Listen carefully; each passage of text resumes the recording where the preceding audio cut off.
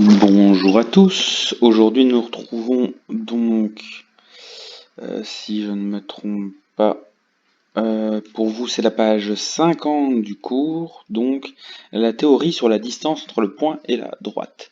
Donc, je vais réexpliquer vis-à-vis de la conversation Meet d'hier, donc je vais réexpliquer en détail la théorie en tout cas. Comment on fait pour obtenir la distance entre un point et une droite?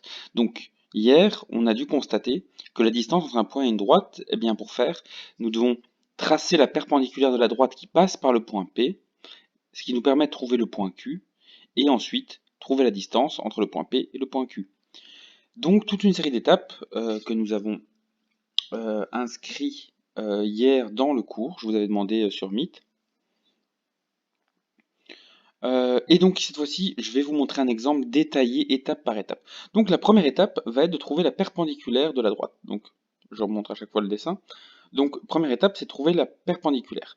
Alors la perpendiculaire, on va utiliser la propriété concernant les pentes. Donc ici, nous avons un point, le point 4, 3, et nous avons la droite 3x moins 4y plus 10 égale 0. Alors, première étape, avant même de commencer, on va transformer la droite 3x moins 4y plus 10 en droite, égale 0, pardon, en droite cartésienne explicite. Donc, car c'est toujours plus facile de travailler avec une cartésienne explicite. Moins 4y plus 10 égale 0. Donc pour rappel, pour obtenir la cartésienne explicite, il faut isoler le y. Donc, moins 4y va passer de l'autre côté, ce qui va me donner 3x plus 10 égale 4y. Et une fois qu'on a ici, je vais diviser le tout par 4 pour me débarrasser du 4 devant le y, ce qui va me donner 3 quarts de x plus 10 quarts égale y. Voilà. Donc, ma droite A, ici, a pour équation y égale 3 quarts de x plus 10 quarts. Donc, première chose qu'on vous demande, l'étape numéro 1, c'est de trouver la perpendiculaire. Et donc, pour trouver la perpendiculaire, enfin les perpendiculaires, on va d'abord s'attaquer à la pente. Alors, si ma droite A a une pente de 3 quarts, je sais que la droite perpendiculaire A, enfin les droites, pardon, les droites perpendiculaires à la droite A auront comme pente, deux points, eh bien on utilise l'opposé de l'inverse. Donc y sera égal, donc la pente ici c'est 3 quarts, donc l'opposé de l'inverse de 3 quarts c'est moins 4 tiers de x plus p. On ne connaît pas encore la valeur de p, mais on sait que toutes les droites qui seront perpendiculaires à la droite A auront une pente de moins 4 tiers. Ensuite, on doit trouver la bonne perpendiculaire. Donc, reprenons ici. Je sais que ça ne représente pas nos situations, mais ici, on connaît la pente de toutes les droites perpendiculaires à ma droite A. Maintenant, on doit trouver celle qui passe par le point P. Et donc, ça signifie, dans mes calculs, je vais avoir besoin d'utiliser le point P. Donc, l'étape numéro 2, donc ici, si vous voulez, c'est l'étape 1.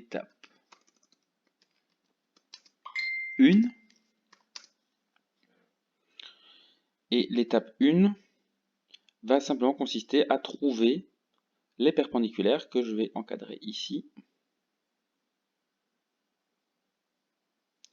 Voilà. Alors ensuite, l'étape 2, c'est trouver la bonne droite perpendiculaire. Pour ce faire, on va avoir besoin du point P. Et ici, on a une équation. Le point P, c'est une coordonnée x et y.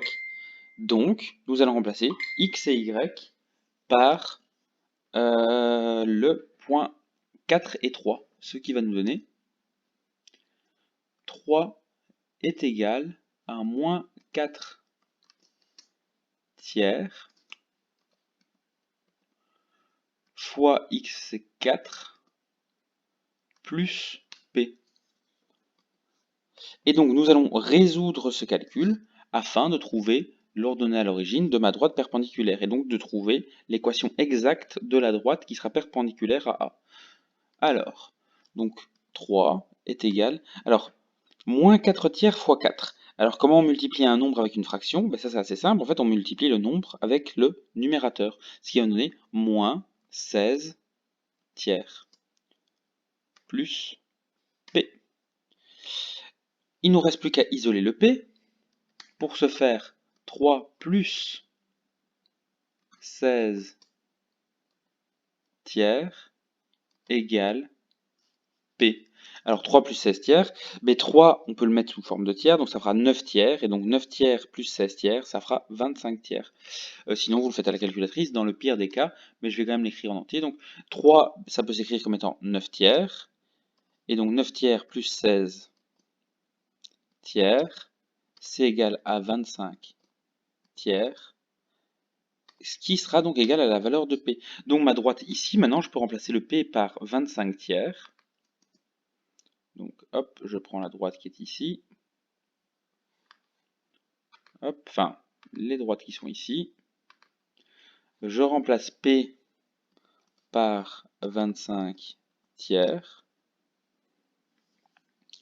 Et ceci, c'est l'équation de la droite qui est perpendiculaire à A et qui passe par le point P. Donc on a trouvé l'équation de la droite qui était ici.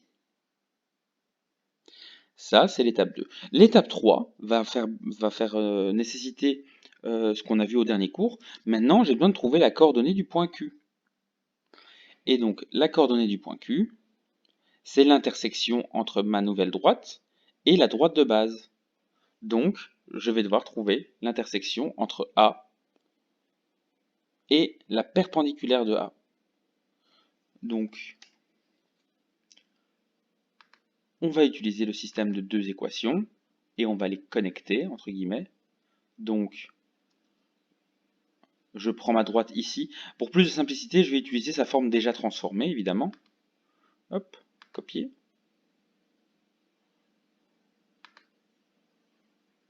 Coller.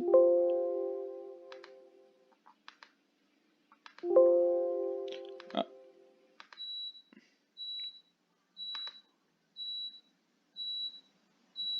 Tiens, désolé, un petit souci technique. Couper. Voilà. Et ma nouvelle droite ici, donc deux droites qui sont perpendiculaires l'une de l'autre. Copier. Coller.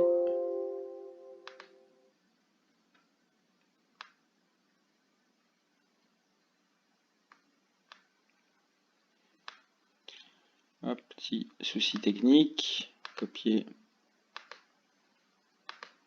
Coller. Alors, Y, et je vais enlever l'encadré parce que ça ne sert à rien de le mettre là. Voilà. Donc, je dois résoudre cette équation-ci. Donc, nous devons trouver le point Q qui va respecter ces deux équations simultanément. Alors, première étape, on doit isoler le Y, mais ici c'est déjà fait. Donc je vais simplement transplacer mon premier Y ici par le second, ce qui va donner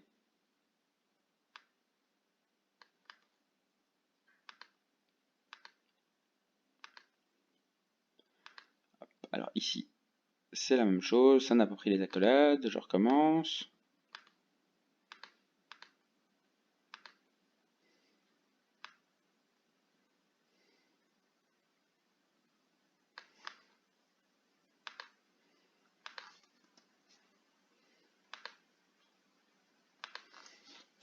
Voilà, j'ai remplacé dans ma première équation le Y, vu que je sais que Y c'est égal à ceci, et donc je n'ai plus qu'à résoudre l'équation qui est ici en haut.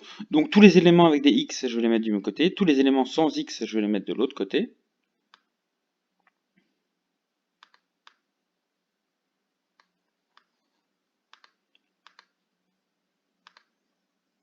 Donc, moins 4 tiers X, quand je le passe de l'autre côté, ça va devenir plus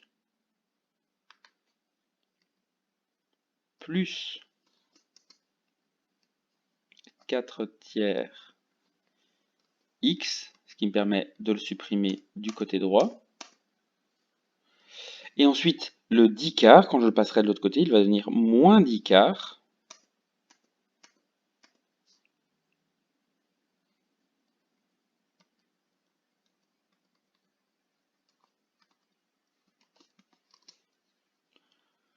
Voilà. Alors, comment on va calculer? On a des quarts ici, des tiers ici. Si vous vous souvenez, on ne peut pas faire des opérations des plus ou des moins sur des fractions si on n'est pas sous le même dénominateur. Donc, on cherche le dénominateur commun entre 4 et 3. Et ça, c'est assez facile. Mais il suffit de les multiplier entre eux. 4 fois 3, ça fait 12. Donc, attention, on va mettre sur le même dénominateur commun. Mais attention, donc ici, par exemple, pour obtenir un 12 en dessous, je vais devoir faire fois 3. Donc, il faudra aussi multiplier les numérateurs.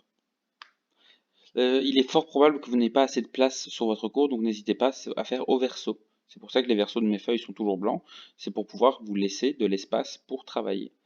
Donc, on va tout mettre en douzième, et donc là, pour passer de 4 à 12, il faut multiplier par 3, donc en haut, je multiplie également par 3.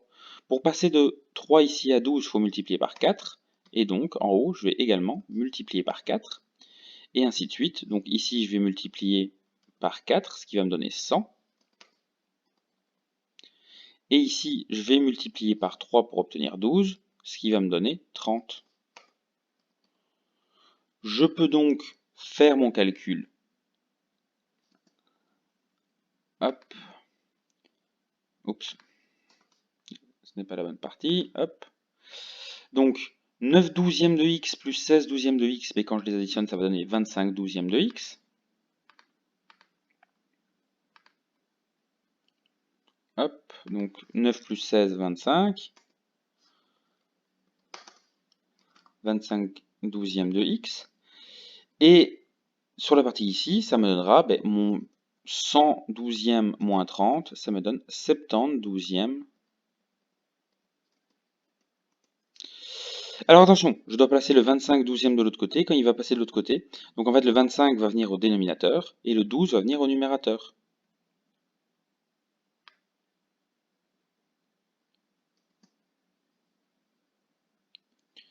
Donc le 12 ici va venir là-haut, 12 fois 70. Et le 25 va venir ici en bas, 25 fois 12. Hop. Alors c'est une multiplication, il faut la faire. Et donc 12 septantièmes, ça fait 700, 840, divisé par 300. Vous pouvez le faire à la calculatrice. Alors, est-ce que c'est simplifiable? On peut déjà diviser. On peut déjà diviser par 10 le numérateur et le dénominateur. 84 divisé par 30. Est-ce que c'est encore simplifiable? Au moins par 2, ça fera... Hop. Non. Ça fera 42 quinzième. Alors, est-ce que c'est divisible par 2? Non. Est-ce que c'est divisible par 3? 15 est divisible par 3. 42 également, si je ne me trompe pas, oui, c'est ça. Alors, donc on va diviser par 3 en haut et en bas. Donc diviser par 3, ça nous donnera 14. 14 fois 3, 30, plus 12, c'est bon. Et en dessous, ça donnera 5. Est-ce que ceci est simplifiable? Est-ce que c'est divisé par 2? Non. Divisé par 3? Non. Divisé par 5? Non. C'est la réponse. X sera égal à 14 cinquièmes. Qu'est-ce qu'il me reste encore à faire? Remplacer dans ma deuxième partie d'équation x par 14 cinquièmes. Hop.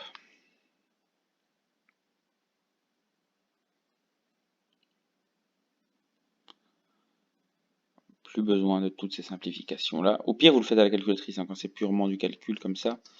14 cinquièmes.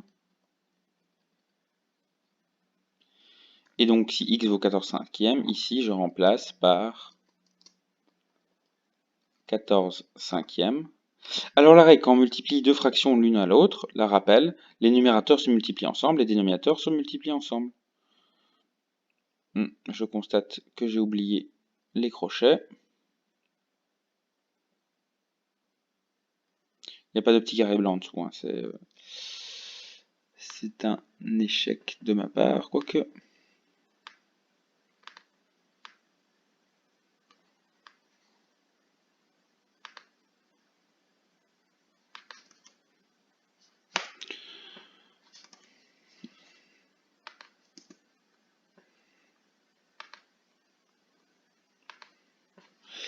X égale 14 cinquième, voilà.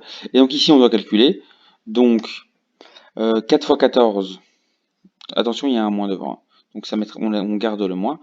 4 fois 14, ça fait 40 plus 16, 56. Et ici 15 plus 25 tiers. Alors, ici, il faut mettre sous le même dénominateur ou trouver un dénominateur commun. Donc, soit on simplifie d'abord 56 quinzième, soit on va mettre au même dénominateur. Alors, ce sera plus facile de mettre au même dénominateur. Ici, le premier dénominateur commun, c'est 15, vu qu'il suffit de multiplier 3 par 5 pour obtenir 15. Donc, moins 56 quinzième plus... Donc, si je mets 15 ici, c'est parce que j'ai multiplié par 5. Et donc, 125 multiplié par 5, ça nous donne... 25 multiplié par 5, ça nous donne 125. Maintenant que j'ai un dénominateur commun, il me suffit d'additionner, ce qui va me donner 44, 64, 69 quinzième. Alors, est-ce qu'ils sont divisibles par 1? Non. Enfin, pardon, divisé par 1, oui, mais ça ne sert à rien. Divisé par 2, non. Divisé par 3, c'est le cas. Donc, on va pouvoir diviser le numérateur et le dénominateur par 3. Alors, ça va donner 23 en haut et ça va donner 5 en bas. Et ceci termine le calcul. X égale 14 cinquièmes, Y égale 25 cinquièmes. Donc nous avons trouvé, donc c'est ici l'étape la plus longue et la plus compliquée, parce qu'on joue avec des fractions. Donc n'oubliez pas, vous pouvez utiliser la calculatrice pour ce genre de calcul-là. Donc si on revient un petit peu en arrière, on constate qu'on a trouvé le point Q ici, les coordonnées du point Q, donc on a trouvé le X et le Y du point Q. Donc, le point Q a pour coordonnées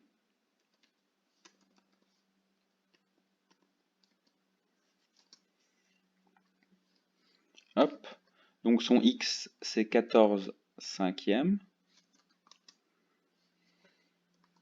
et son Y c'est 23 cinquièmes. Vous pourriez très bien travailler avec nombre à virgule. On va essayer de garder les nombres, les fractions. C'est un point virgule ici, pas un double point. Voilà. Et donc maintenant qu'on connaît les points, le point Q, pour rappel dans l'énoncé,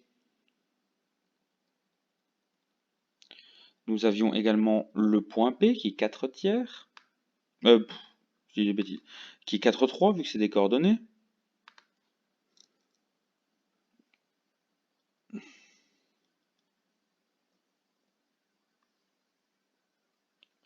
Et donc, on n'a plus qu'à trouver la distance entre Q et P. Et pour ça, en fait, on va utiliser l'idée de norme.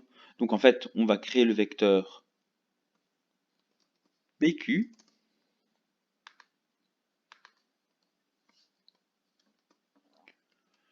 Et donc ça, normalement, si vous avez bien travaillé jusqu'à présent,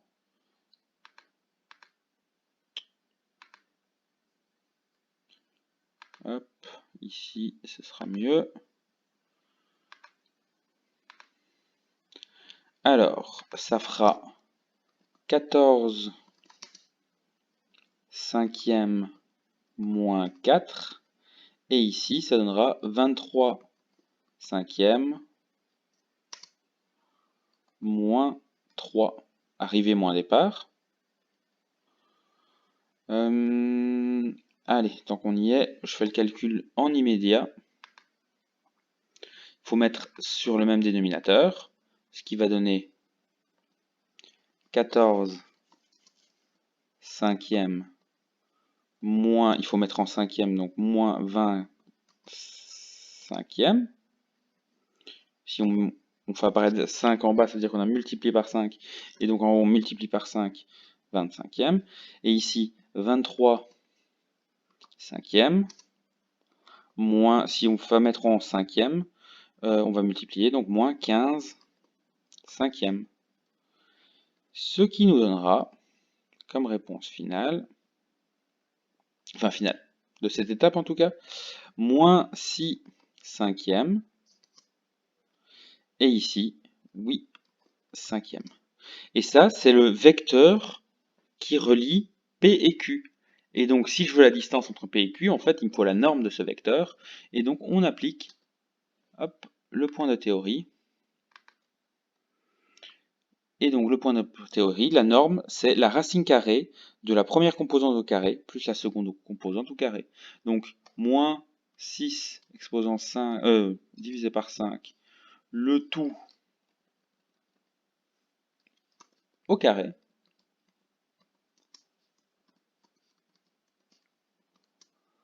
plus 8 cinquièmes au carré. On rentre ça dans sa calculatrice et ceci termine notre exercice.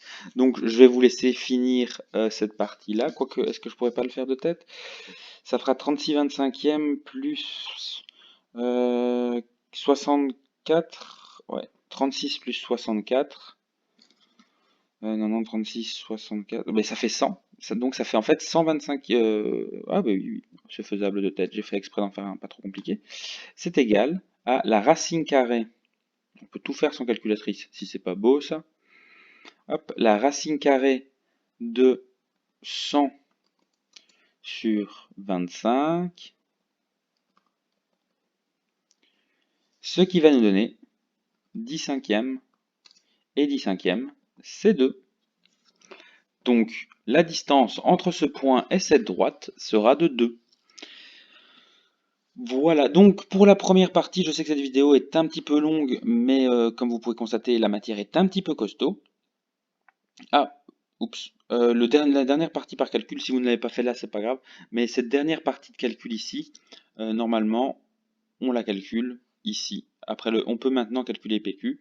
Et en déduire ça, ben, on donne juste la réponse finale. Voilà. Donc, je vous laisse essayer. Ils sont un peu longs. Mais je vais vous laisser essayer de ces deux exercices-là. Pour être sûr que vous avez bien compris. Donc finalement, ce qu'on va garder en classe, c'est l'équation cartésienne du cercle. Donc ça, c'est le dernier point de chapitre, ça prendra 15 minutes. Mais voilà, aujourd'hui on va pas surcharger, la vidéo est relativement longue, je m'en excuse, mais j'avais pas trop le choix. Voilà, donc il vous reste les deux exercices ici à faire, qui sont plutôt longs. Et pour la deuxième heure, donc je pense que ces deux exercices-là vont vous prendre au moins 50 minutes. Et j'ai rajouté donc une petite séance d'exercice plutôt simple sur la matière d'hier, tout simplement. Voilà, bon courage à vous. Enfin, la matière du cours précédent, pas la matière d'hier. Voilà, bon courage à vous.